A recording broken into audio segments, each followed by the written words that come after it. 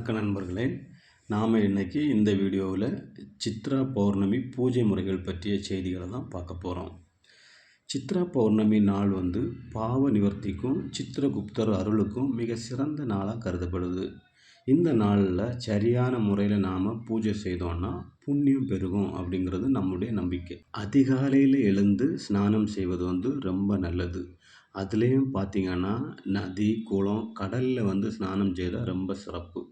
காலையில் எழும்பி வீட்டை சுத்தம் செய்து பூஜை அறையை அலங்கரித்து வெள்ளை அல்லது மஞ்சள் நிறைய ஆடை அணிந்து சிறப்பு செய்வது ரொம்ப நல்லது. இந்த பூஜையை எப்படி ஆரம்பிக்கணும் அப்படின்னா, ஃபஸ்ட்டில் தீபம் ஏற்றி விநாயகருக்கு தியானம் செய்யணும். அதுக்கு அடுத்தது பார்த்திங்கன்னா சித்திரகுப்தரை தியானிக்கணும். பூஜைக்கு தேவையான பொருள் என்ன அப்படின்னு பார்த்திங்கன்னா, சித்திரகுப்தர் படம் அல்லது சிவனுடைய படம். அதே போல் பார்த்திங்கன்னா தீபம், குங்குமம், சந்தனம், பூக்கள், மல்லி, செம்பருத்தி போன்ற பூக்கள், பழங்கள், அப்புறம் வெல்லம், பாயாசம், அகல் தீபம், தண்ணீர் கலசம், இதெல்லாம் தேவையான பொருட்கள். அப்படி தியானம் செய்யும்போது எளிய மந்திரமான ஓம் சித்திரகுப்தாய நமக அப்படிங்கிற மந்திரத்தை நம்ம தியானம் செய்யணும். இந்த சித்ரா பௌர்ணமி நாளில் சிவபெருமானை வழிபடுவது மிகுந்த சிறப்பு தரும். ஓம் நமச்சிவாய அப்படின்னு ஜெபம் செய்யலாம். பால், தண்ணீர், தேன் கொண்டு அபிஷேகம் செய்யலாம். வில்வ இலையை சமர்ப்பிக்கலாம். நிலா உதிக்கக்கூடிய நேரத்தில் வெளியே சென்று தரிசனம் செய்யலாம்.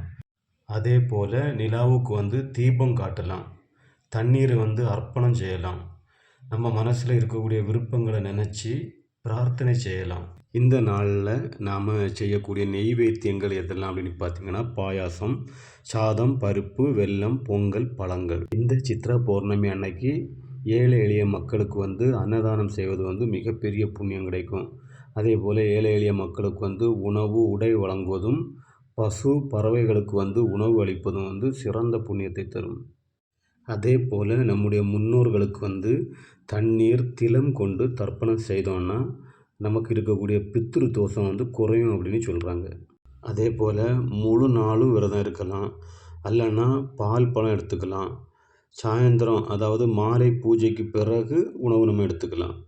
அதே போல் இந்த நாளில் பார்த்திங்கன்னா கோபம், தகராறு இருக்கக்கூடாது. பொய் பேசக்கூடாது. சுத்தமின்றி பூஜை செய்யக்கூடாது. சுத்தமாக தான் பூஜை செய்யணும்.